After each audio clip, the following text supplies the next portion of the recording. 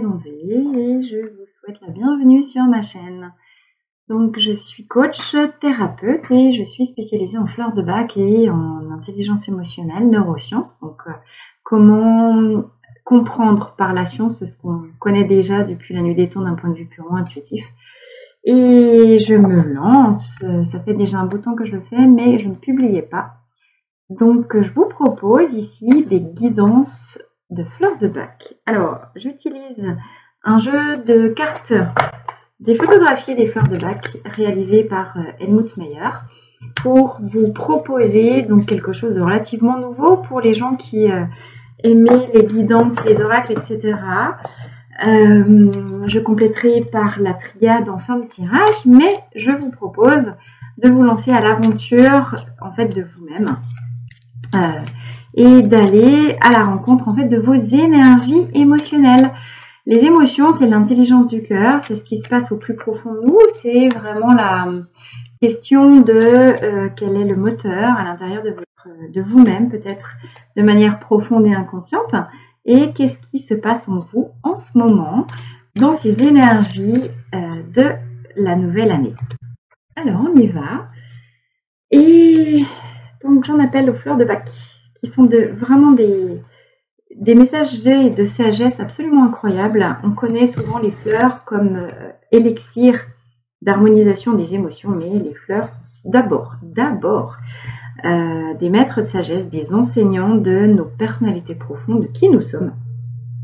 Et je vous propose cette guidance à la rencontre de vous-même pour aller écouter ce que les fleurs ont à vous dire. Alors, tirage en direct. Voilà, petit tirage en direct des fleurs de bac.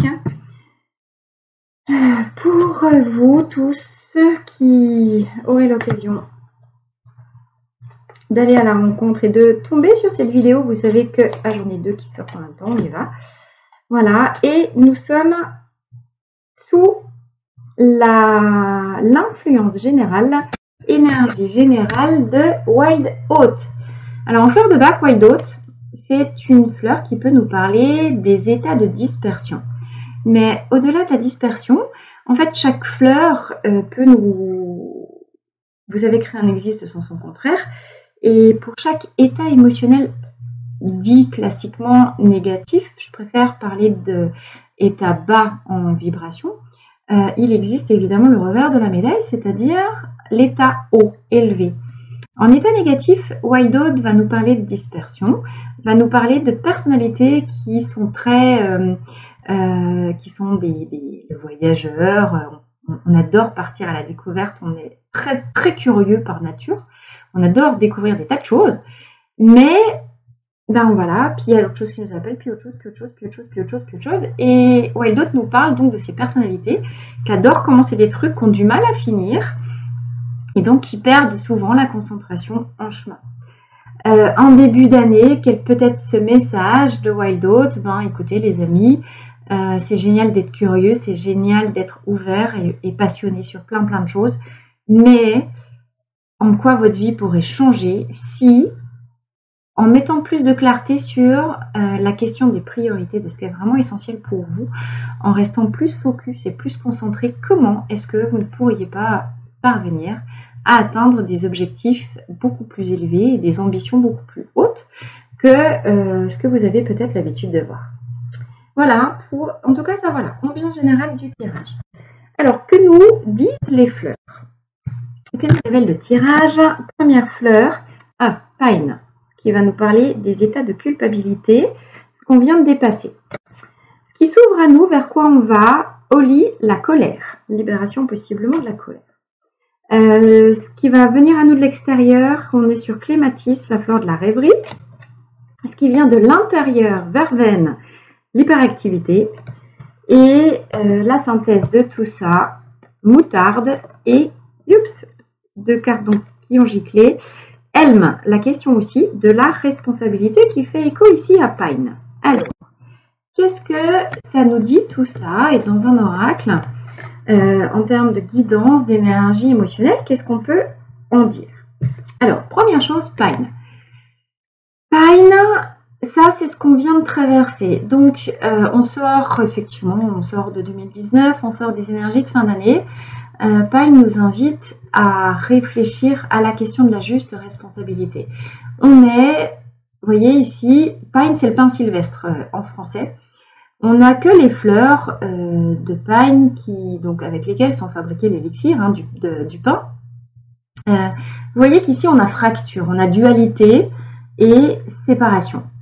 Pine, pourquoi ça nous parle des états de culpabilité? C'est une fleur qui appartient au groupe du désespoir. Je ne sais pas si vous avez déjà fait attention à la silhouette générale d'un pin sylvestre, mais les pins sont très très souvent tortueux, les branches sont toutes nouées et c'est très très représentatif. Je ne sais pas si reconnectez-vous à votre dernier moment, peut-être vous avez éprouvé une énorme culpabilité. On est écrasé par le poids de la culpabilité. Pourquoi? Parce qu'on s'attribue à tort la responsabilité d'un échec, d'un conflit, de quelque chose qui s'est mal passé. D'accord? Pine nous révèle que on a tendance à confondre culpabilité et humilité. Qu'est-ce qui se passe réellement au niveau de l'être quand on est dans des états de culpabilité? C'est intéressant. On croit qu'on fait preuve d'humilité, qu'on se remet en question quand on accepte de prendre sur soi la responsabilité de quelque chose qui se serait mal passé. Vous avez eu un conflit avec quelqu'un, il y a eu une dispute et typiquement l'état Pine négatif, c'est voilà, vous allez presque être en colère contre vous, c'est ma faute, c'est ma très grande faute, de toute façon je suis une sale bête, c'est toujours pareil. Je ne suis pas digne d'être aimée, je ne suis pas à la hauteur, je fais du mal aux gens que j'aime et c'est toujours le même schéma. Pine nous alerte tout de suite en disant « Coco », les fleurs elles aiment bien dire « Coco, cocotte hein. Arrête-toi tout de suite, tu t'exagères ». En fait, éprouver de la culpabilité et se sentir responsable de l'intégralité de la responsabilité, en tout cas vouloir porter et assumer la totalité de la responsabilité de ce qui s'est passé, c'est s'exagérer, même dans le négatif, mais c'est s'exagérer. Pourquoi? Quoi qu'il soit passé, même si vous avez déconné, c'est pas le problème, mais il y avait quelqu'un en face de vous. Et si vous avez déconné, peut-être que l'autre en face n'a pas, lui, posé des limites claires, n'a pas eu le courage peut-être de vous exprimer aussi ce qu'est son système de valeurs, ce qu'étaient ses attentes, etc. En tout cas, s'il y a eu problématique, s'il y a eu conflit, c'est qu'il y a eu un souci de communication. Et bien dans la communication, on est toujours deux, y compris, même si c'est soit avec soi, mais on est deux, d'accord? Deux. On est co-créateur à deux de la réalité qu'on vit toujours. Même si vous êtes tout seul, que vous vous lancez dans un nouveau défi, etc., vous avez été inspiré par des vidéos, vous avez pu lire un bouquin, vous avez lu un article, en tout cas, il y a eu quelqu'un en face de vous, soit directement, soit par un intermédiaire quelconque, qui vous a donné l'impulsion de le faire. Vous n'êtes jamais seul dans la création de quoi que ce soit une réussite, que ce soit un échec. Donc, Pine vous remet à votre place en disant, Pépère, prends sur toi ce qui t'appartient, mais laisse à l'autre la capacité d'affirmer et de reconnaître ce qui est sa responsabilité, y compris dans le non-courage de l'affirmation de soi. Si tu veux porter sur toi l'intégralité du mal, bah, c'est ton choix, mais c'est très égotique, parce que c'est te donner aussi plus d'importance que tu en as en réalité. Donc Pine nous invite vraiment à faire la part des choses entre ce qui est de ma responsabilité, ce qui relève de l'autre. Je laisse à l'autre le soin, et d'ailleurs il peut refuser de prendre sa responsabilité l'autre, mais ce n'est pas votre problème. Ce qui est votre problème, c'est déterminer votre zone de pouvoir. Quel est vraiment votre pouvoir? Quelle est vraiment votre responsabilité dans l'affaire? D'accord? Et une fois que vous avez clarifié ces choses-là, vous tenir droit dans vos bottes, ok, ça c'est à moi, je prends, j'assume. Par contre, ça, je suis désolée, toi, tu n'as pas posé les choses non plus. On est les deux co-responsables dans cette histoire. Donc, à partir du moment où déjà, plutôt que de prendre la totalité de la faute, vous en prenez plus que la moitié, hein, on sent un petit peu plus léger. Et comme on sent plus léger, on peut cheminer plus facilement vers la question du pardon. Pine nous exhorte à nous pardonner pour ce qu'on croit avoir mal fait. Le pardon, c'est évidemment le premier pas vers un peu plus de respect de soi et d'amour de soi. Si moi je m'aime pas, je ne peux pas donner de l'amour aux autres, d'accord? Et pour m'aimer, eh ben, peut-être qu'il faut déjà que je me pose la question vraiment de savoir ce que je ne me pardonne pas au fond de moi, quelles sont toutes les situations dans la vie où je ne me suis pas sentie à la hauteur, où je ne suis pas contente de qui j'ai été, etc. Faire son mea culpa, mais s'autoflageller, ça ne sert à rien. C'est-à-dire aussi se construire sur j'ai déconné, j'ai fait ça, ça c'est ma responsabilité, mais parce que je le regarde en face, la prochaine fois, je ne referai pas l'erreur. Et ça, c'est le message de Pine. D'accord? Alors effectivement, en face, on a quoi? Pine, là, en première carte du tirage, nous dit, bon, on a commencé à déjà faire ce bilan sur là où j'ai déconné, pas déconné. Où est-ce que j'ai été bien, pas bien. On a derrière ce qui arrive, prochaine étape émotionnelle à dépasser, la colère. Face à ce bilan devant lequel on se trouve, on peut éprouver énormément de colère pour soi ou pour l'autre, ou pour les deux. D'accord? La colère, Oli, c'est le hou. Vous connaissez cette petite fleur du hou avec des petites feuilles vertes très dures, très très piquantes et des petites baies rouges qui sont un peu du poison avec lesquelles on fait du très bon vin de hou. Oli représente tous les états contraires à l'amour. Alors, ça, c'est un élixir qui est très très bien, par exemple, si vous avez des enfants, vous avez une fratrie, puis les gamins, ils sont tous ils sont jaloux les uns des autres, ou bien il y a des querelles dans la fratrie entre frères et sœurs, des jalousies, des choses comme ça. C'est une fleur qui fonctionne très très bien pour atténuer les tensions entre les frères et sœurs, mais qui marche pour tout. Parce que finalement, qu'est-ce que c'est que la colère? Si vous regardez bien, la colère, c'est quand je suis en colère, c'est toujours le signe d'une énergie d'amour qui est bloquée à l'intérieur de soi, qu'on ne laisse pas sortir. Alors, effectivement, vous voyez que c'est très très cohérent. À partir du moment où vous faites le bilan de votre année 2019, là j'ai été bon, c'est ok, je m'aime, là j'ai vraiment été moyen, j'aurais pu être meilleur, etc. Bien sûr, c'est logique d'éprouver de la colère derrière. Mais est-ce que c'est constructif? À un moment donné, pas du tout. C'est plus facile à dire qu'à faire, évidemment. Mais vous pouvez, et c'est vous qui êtes les seuls maîtres de votre pensée, de votre réflexion. Et à partir de là, quand vous avez toujours le choix, puisque que ce soit pour Pine, mais que ce soit pour l'intégralité des fleurs, vous avez deux manières de vous positionner face à une situation. Et ça, c'est vous qui choisissez. Est-ce que vous décidez de rester dans une orientation? Finalement, les pensées, c'est on-off. Hein. Ça ne fonctionne, c'est en mode binaire 0-1. La pensée 0, c'est la pensée qui crée de la douleur. La pensée 1, c'est la pensée qui crée de la joie, de l'amour. Mais c'est vous qui avez l'aiguillage. C'est vous qui avez... Vous pensez que votre tête, elle est plus forte que vous. C'est pas vrai. Elle est plus forte tant que vous lui donnez ce pouvoir-là. C'est vous. Certes, au début, ça demande de l'autodiscipline, ça demande de la persévérance, mais vous avez le pouvoir de prendre le contrôle sur vos pensées. Et est-ce que vous avez envie de le faire? Oli vous dit cette chose-là. Vous dit soit vous êtes en mode autoflagellation, c'est ma faute, c'est ma très grande faute, je suis pas à la hauteur, je suis pas digne, je fais du mal, je suis une sale bête, etc. Ou alors, j'ai été victime de la sale bête en face de moi. Et donc, je suis en colère contre lui. La colère, de toute façon, enfin, et toutes les émotions, c'est en général, l'intérieur est toujours révélé par l'extérieur, et l'extérieur est le miroir de l'intérieur. Donc, s'il y a de la colère à l'extérieur, c'est que vous en avez à l'intérieur contre vous, c'est évident. Arrêtez de toujours aussi, si c'est votre cas, de mettre la faute sur l'extérieur, mais servez-vous de l'extérieur pour vous poser la question à vous. Au fait, et moi j'en suis où dans ma colère? Où c'est que j'en suis? Est-ce que je suis vraiment copain, copine avec moi? Est-ce que je m'aime? Ou est-ce que je m'arracherai la tête et les deux yeux, quoi? Quand il y a de la colère, il y a un manque d'amour. Et le manque d'amour, c'est ce qui fait le plus souffrir, parce qu'on veut tous, au fond de nous, être aimés. Le problème, souvent, il vient pas... Alors, on croit que c'est l'extérieur qui nous aime pas, qui nous accepte pas, etc. C'est uniquement une question de projection. La vraie question, c'est comment vous vous aimez avec vous. Et par rapport à quoi est-ce que vous êtes en colère contre vous?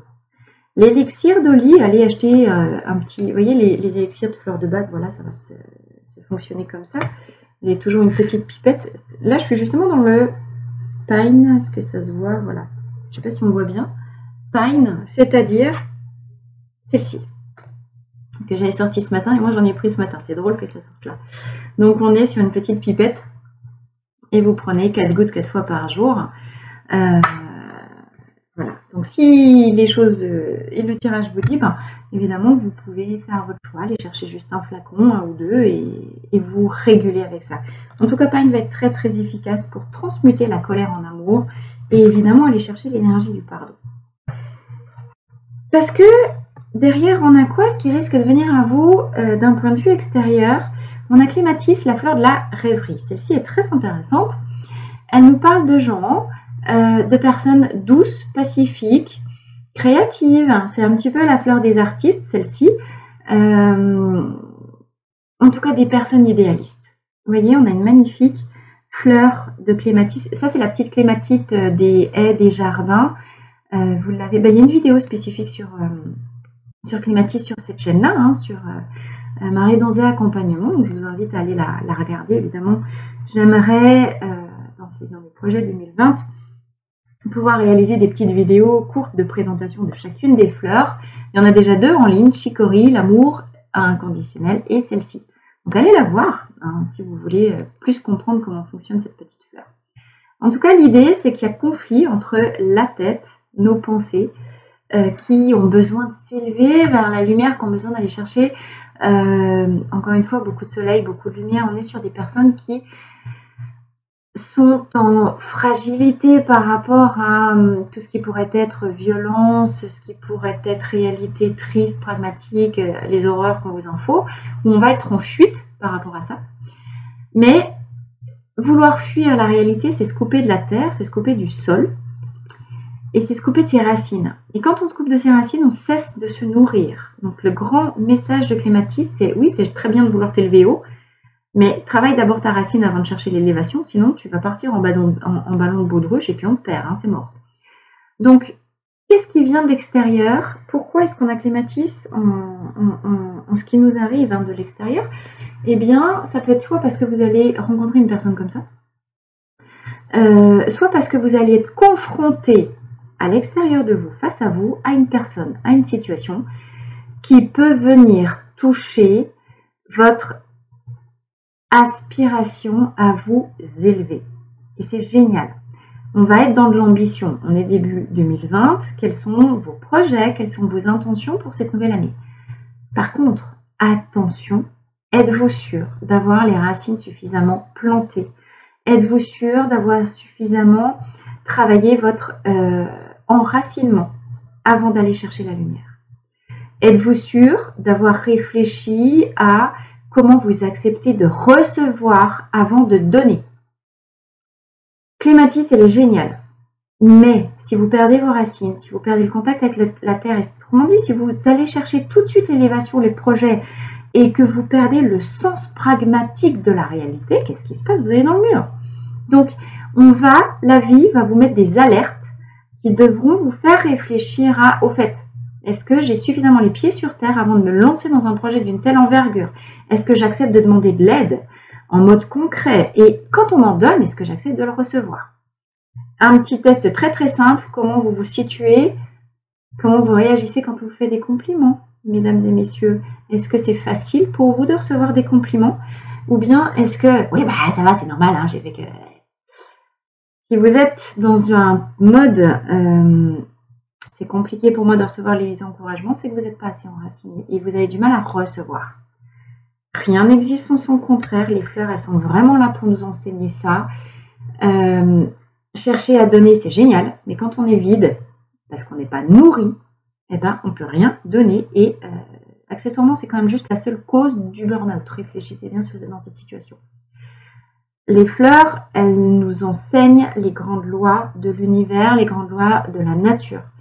À commencer par la globalité, quel équilibre entre les deux contraires, évidemment, entre l'inspire et l'expire.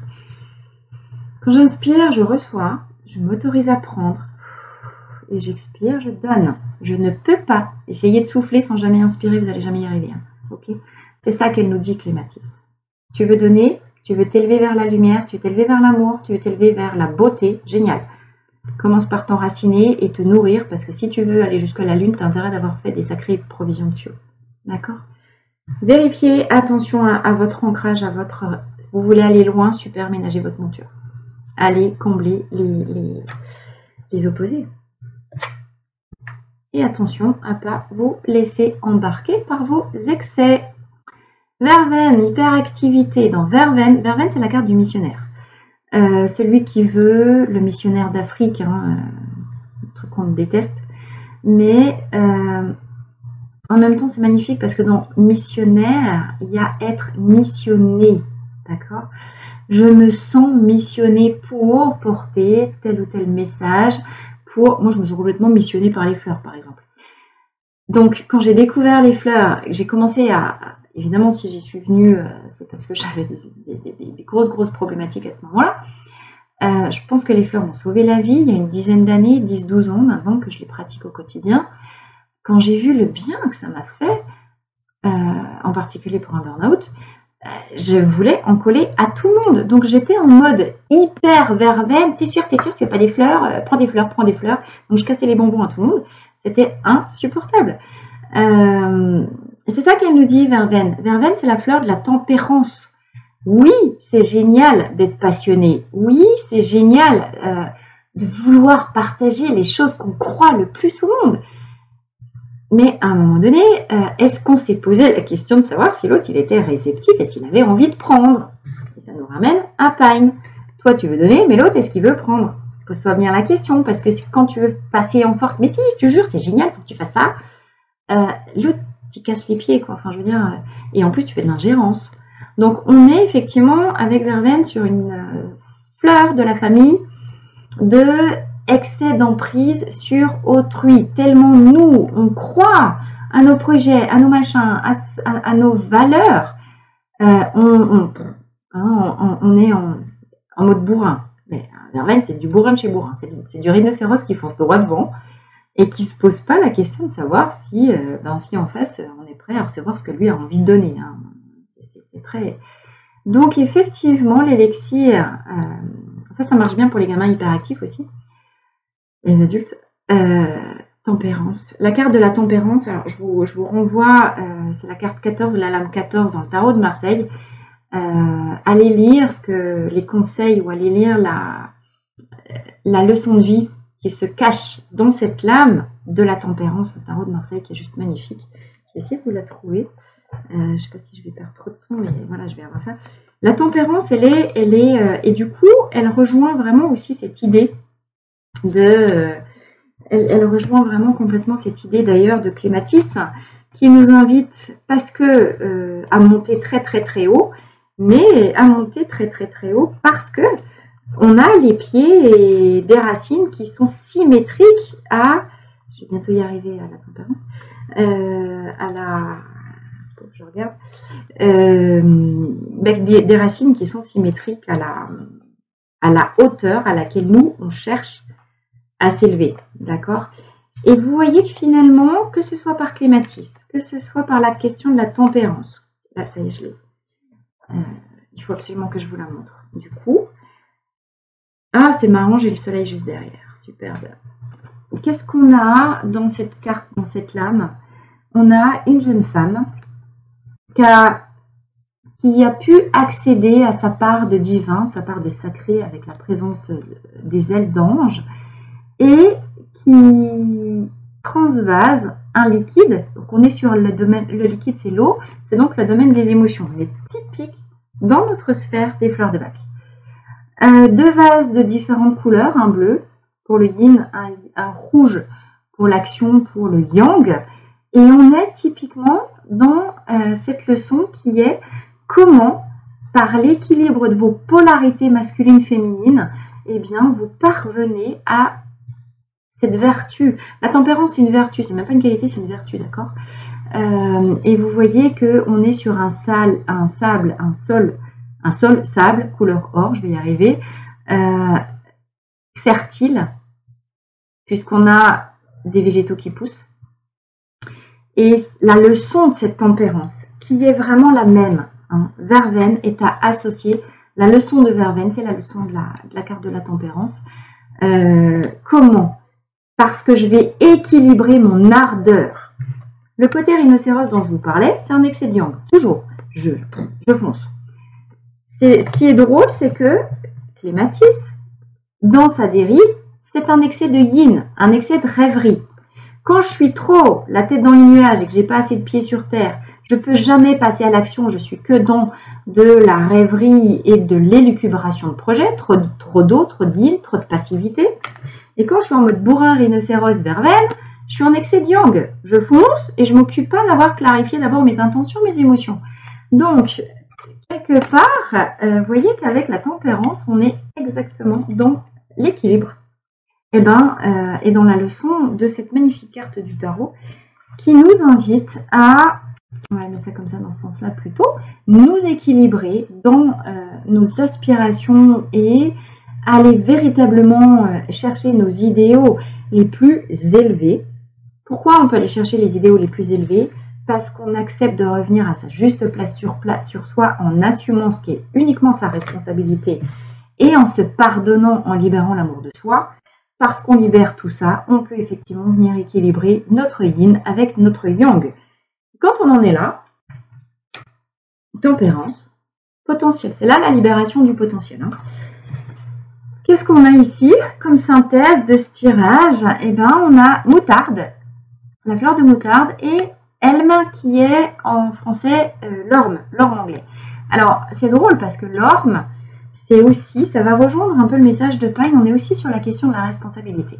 Avec Orme, on est sur des personnes, on n'est pas dans le cas, on n'est pas dans la question d'éprouver de la culpabilité comme c'est dans le cas pour Pine, parce qu'on va se juger d'être responsable à tort de tous les maux.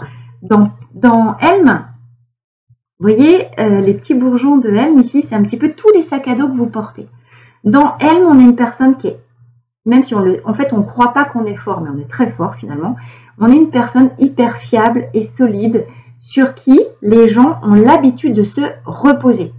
Donc, Helm, regardez la droiture, regardez, ça c'est la colonne vertébrale, hein, la manière de se positionner face au monde, etc. On est avec une personne hyper droite, qui a un sens moral élevé, un sens de valeur élevé et un sens du devoir aussi. On n'est pas encore dans chaîne, mais on a des points similaires. Et on a l'habitude de tout porter.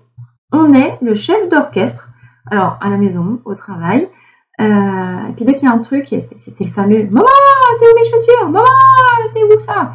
Chérie, qui t'a fait t'as acheté ça pour les courses ?» Et donc, bon, évidemment, je fais le sketch en lien avec la mère qui gère tout. Hein. Après, il y a aussi des foyers où c'est le père.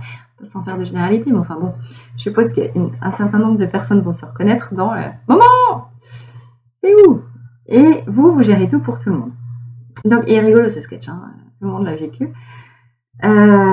Jusqu'au moment où, vous voyez, là aussi, on fait la part des choses entre « Ok, ça c'est à moi, je fais, ça c'est pas à moi, je fais pas. » Genre, oui, vous savez, on est ici typiquement dans, je mets au féminin, vous changez si ça vous convient pas, mais où on est fine énervé parce que nous, on voudrait que la maison elle soit propre, on voudrait au travail que ce soit parfait et que la maison elle soit tenue, rangée, etc., etc. Et tout le monde met le bazar partout. Et nous, on rentre, on est fatigué, on passe l'aspirateur, on range la chambre des gosses, on va prendre la lessive. Et on est tout le temps en train de rouspéter en disant ouais, mais si je le fais pas, personne le fait. Et les cocottes, verveine, t'as qu'à pas le faire, laisse la place. La nature, elle a horreur du vide. Tant que tu le fais, il n'y a aucune raison que les autres le fassent à ta place, tu portes. Donc arrête de t'énerver contre ton mec, arrête de t'énerver contre tes gosses, ou contre le chien qui s'allie, qui rentre dans la baraque et, avec les pattes dégueulasses pendant que toi tu viens juste d'avoir récuré. Arrête tes bêtises. Arrête de faire. Alors il va falloir t'autoriser à recevoir et à accepter que momentanément il y a un petit sas de transition où d'un seul coup tout le monde perd les repères puisque toi tu vas arrêter de faire ce que tu faisais tout le temps. Donc les gens ils vont plus rien comprendre. Mais avec beaucoup d'amour et non pas de colère, parce que quand les choses elles sont dites dans la colère, ça ne marche pas. Avec suffisamment d'amour pour toi, pour te dire je me permets, je m'autorise de passer dans une phase de transition pendant quelques jours où ça va être un petit peu le bazar, mais où en étant droite dans mes bottes, je vais recadrer les choses à la maison, au travail, avec les collègues, avec n'importe qui, mes chéris, mes amours, je vous aime très très fort, c'est pas du tout le problème, mais ça, je fais, ça, je fais plus. Maintenant, je suis fatiguée. Et attention, sans justification. Commencez à rentrer dans la justification, vous ouvrez la porte aux négociations, c'est mort. C'est comme ça, c'est pas autrement, point. T'es pas content? Pas grave, c'est pas moi, ça ne me retient pas. C'est ton problème. Tu veux pas faire? Bah oui, je faisais à ta place avant. Parce que si j'en ai marre, t'as qu'à assumer. Et plus vous le dites, alors, astuce, évidemment, prenez une cure de Oli, parce que si vous supportez, puis que la pression est pleine depuis un bout de temps, bah, vous allez avoir du mal à le dire. Mais, shootez-vous un petit coup.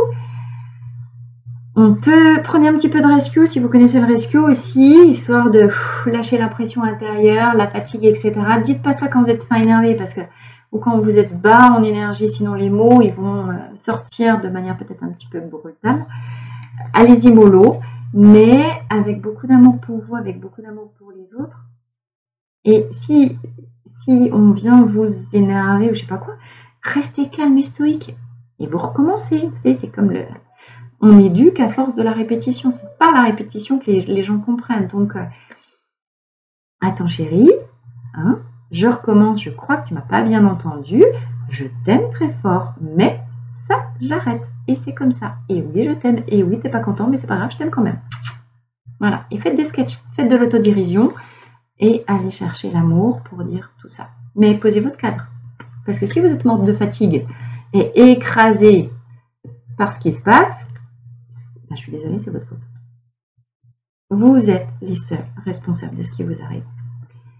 Évidemment, si je dis ça, c'est que je suis passée par là. Hein, et que c'est parce que j'ai compris les leçons, que je les ai appliquées, que je suis capable de vous les dire. Donc, moi, je ne suis pas meilleure que personne d'autre. Mais ce que je dis, c'est parce que je l'ai expérimenté. Alors, attendez-vous à des yo-yo moutarde. Hein. Ça, c'est ce vers quoi vous tendez, puisqu'on est sur les deux cartes de synthèse. Oui, vous voyez qu'on commence le tirage avec une carte de responsabilité, mais culpabilité par une responsabilité excessive qu'on s'attribue, et on termine sur une synthèse avec comment je peux me libérer, comment je peux faire vraiment le point entre ce que j'enlève, parce que ça ne m'appartient pas. À un moment donné, je peux aider les gosses à ranger leur chambre, mais j'arrête de ranger les chambres pour tout le monde, j'arrête d'en faire beaucoup plus. En plus, c'est pas rendre service aux autres, parce que c'est pas comme ça qu'ils... Quand on fait à leur place, ils apprennent pas. Hein. On va peut-être arrêter de mettre en place de l'assistanat, que ce soit à la maison ou au travail. D'ailleurs, j'arrête de faire les dossiers de ma collègue parce que je sais pas faire. Je l'accompagne pour lui apprendre comment faire. Je l'accompagne vers l'autonomie, mais j'arrête l'assistanat. Et c'est ça que ça veut dire. De quelle manière vous vous respectez et vous restez droit, vous, dans vos bottes, en cessant toute forme d'assistanat par rapport à votre entourage et en étant clair avec ce qui vous appartient, ce qui ne vous appartient pas, sans tomber dans la culpabilité. Donc, c'est pas grave, il y aura des hauts, des bas. Hein, c'est ce qu'on vous dit ici. Ne vous flagellez pas si vous n'y arrivez pas du premier coup, c'est normal. C'est-à-dire vous avez un tel changement d'habitude dans votre mode de fonctionnement. Si effectivement vous en êtes sur la phase de libération de ce que je porte en trop avec M, rappelez-vous que pour tout changement d'habitude, votre cerveau il a besoin de 3 semaines. Donc si ça fait X années que vous avez l'habitude de fonctionner comme ça, c'est comme quand on arrête de fumer, on a fumé toute sa vie. Comment? Je veux dire, on n'arrête pas de fumer en 2 jours, quoi. Vous n'avez jamais fait de sport, c'est le début de l'année, vous avez les résolutions. Allez, je fais du sport, je m'entretiens. Vous allez en faire 3 fois, vous aurez les résultats de 3 fois. Vous tenez 3 semaines, l'habitude est prise. Et vous avez créé les nouveaux faisceaux neuronaux dans votre tête pour aller au bout de ce que vous avez dit. Donc, ne vous découragez pas. Hein, si vous avez des phases hautes, si vous êtes un peu cyclotimique avec en mode un coup j'y vais pas, etc. Vous inquiétez pas, ça va. Le yo-yo, il est juste normal. Il y aura des moments où vous serez plein d'énergie, vous serez super en forme et en phase avec ce que vous êtes en train de faire. Et non, chérie, je suis en train d'enregistrer une vidéo, j'arrive. Et c'était ma grande fille. Et qu'est-ce que je voulais dire? Ça y est, je suis toute perturbée. En mode haut et en mode bas, découragement. Moutarde, elle nous parle de ces états d'oscillation entre allez, j'y crois, j'y vais, je mets le paquet et punaise, je vais jamais y arriver, c'est trop dur. Allez, je remonte, j'en peux plus. Je remonte, j'en peux plus. Oscillation verticale entre haute, etc., etc. Donc, ne vous laissez pas avoir par votre mental qui veut toujours vous faire croire le contraire de ce que vous êtes en réalité. N'oubliez pas que votre ego, il fonctionne et est très copain avec un cerbère qui est là pour vous protéger, qui ne veut pas vous faire sortir de votre zone de confort. La zone de confort, c'est la zone de ce que vous connaissez, de ce qui est connu. Si vous cherchez à changer d'habitude, on sort de votre zone de confort. Donc, qu'est-ce qui se passe? Votre ego, il lance des pierres ou des nanos au cerbère qui se met à aboyer dans votre tête pour vous foutre le trou, très clairement, et vous empêcher de bouger. Ne le croyez pas, c'est que du bruit. Hein. Vous connaissez le proverbe, je ne sais pas quoi, les chiens aboient, la caravane passe. Voilà, ne vous occupez pas de cette petite voix dans votre tête. Laissez-la vivre. C'est votre ego qui fait son boulot. Il cherche à vous protéger, mais ne vous laissez pas avoir par l'apparente émotion de découragement. Ça va durer 3 semaines et ensuite, vous avez atteint le seuil pour changer d'habitude parce que vous aurez mis en place des nouveaux neurones, des nouvelles chaînes de neurones dans votre tête et que vous pourrez avoir un comportement différent. Tenez bon, serrez les dents pendant 3 semaines après, ça ira mieux. Ok? Alors, pour terminer, je voulais simplement utiliser le tarot des lettres hébraïques pour donner aussi un petit peu... Je voulais revenir en fait à la synthèse, du coup je suis en train de voir ça avec ça. Vous voyez qu'effectivement tout notre tirage il va quand même drôlement bien en lien avec la question de la dispersion en état négatif. Revenir sur soi. En fait, je ne sais pas si vous voyez. Là, ça c'est la fleur d'avoine sauvage. Vous voyez le tout petit point blanc là? C'est ça la fleur. Et vous voyez que la fleur, elle est avec comme s'il y avait des tas et des tas de petits chemins, des tas de petites voies différentes ici. Quand on est dans un état négatif d'avoine sauvage, on s'est perdu soi. Et cette fleur, elle nous invite à quoi? En plus, vous voyez, on a le M de moi. Moi, j'aime bien dire que c'est le M de Marie, évidemment. Mais je reviens dans mon centre. Je reviens dans mon centre. Comment je fais pour revenir dans mon centre? Je fais la part entre ce qui m'appartient et ce qui ne m'appartient pas. Je me pardonne d'avoir échoué. Je me pardonne parfois d'avoir pas été aussi bon que ce que j'imaginais. Et j'équilibre mes polarités yin et yang. Je vais chercher la tempérance en toute chose. Je suis attentive à mes excès. Qu'est-ce qui est excessif chez moi et que je peux chercher à tempérer. D'accord? C'est vraiment important. Sans me laisser décourager parce qu'effectivement, j'ai conscience que j'ai 3 semaines pour changer de comportement et parvenir donc à retrouver mon centre et mon essentiel. Voilà. Donc on est dans des magnifiques énergies de je me recentre sur moi, vous voyez, pour démarrer cette année 2020 ou 2020 selon si vous avez l'accent ou pas. Et terminer, petite conclusion, quelle est la lettre hébraïque qui vient clôturer et nous délivrer un enseignement pour ce tirage. Ah, le P, génial. Le P, c'est le verbe créateur. Alors, c'est ma lettre. Et c'est marrant parce que j'ai beaucoup travaillé là-dessus. J'ai vraiment énormément travaillé sur cette lettre pendant les vacances de Noël. Et je me rends compte qu'il y a eu un problème au niveau du son et que tout ce que j'avais dit par rapport à la lettre P a été coupé. Donc, désolée, je reprends. Il y aura un petit saut, une petite coupure dans la vidéo, c'est pas très grave. Donc voilà, je voudrais vous lire le message de P. P qui nous dit « Quelque chose a besoin d'être exprimé ». Donc effectivement, on l'a vu, comment vous pouvez libérer votre colère et transmuter ça en fait en amour. Mettre de la conscience là-dessus. Attention à ce qui est dit, le verbe est créateur, évidemment. Ben voilà, vous créez votre réalité en fonction de ce que vous dites et de ce que vous pensez. Et P est là aussi pour vous apprendre à vraiment écouter l'autre. Alors, je vous lis le message, la question de P. Enfant de lumière, si tu le veux, je te fais chevalier et te remets l'épée de ton verbe.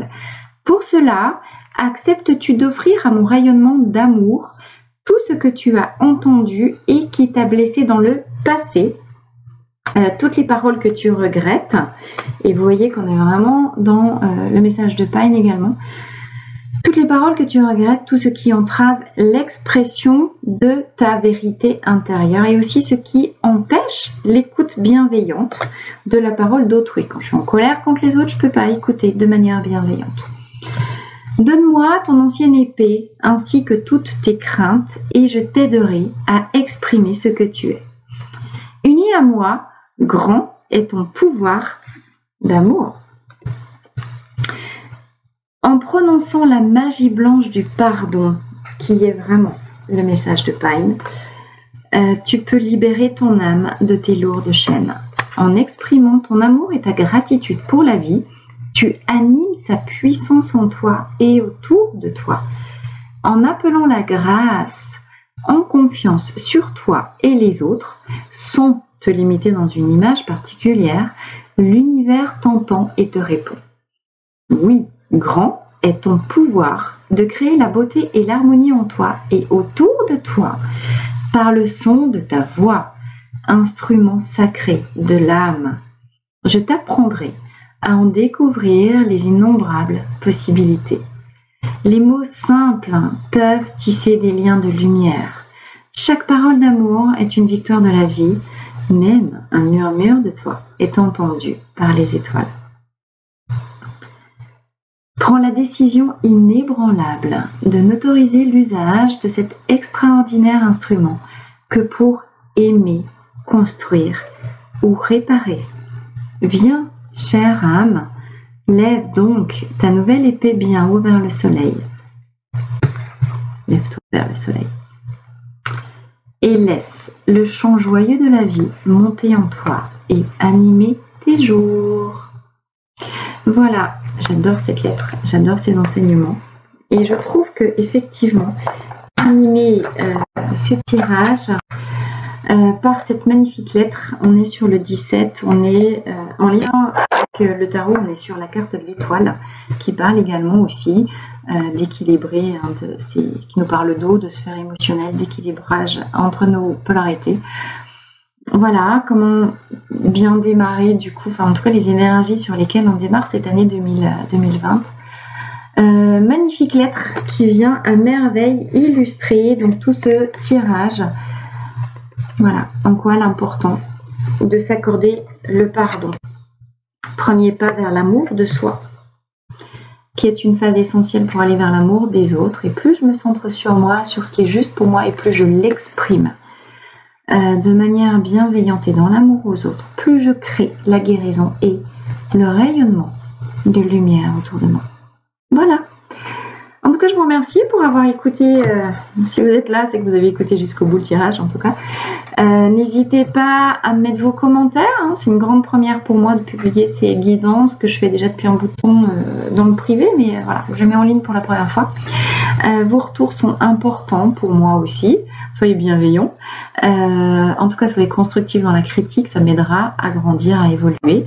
Et voilà, n'hésitez pas à partager, à liker si vous avez aimé et à me faire vos retours. Je vous souhaite un excellent démarrage pour cette année, pour cette année 2020 dans la bienveillance et le rayonnement de paix. Je vous embrasse, à très très bientôt.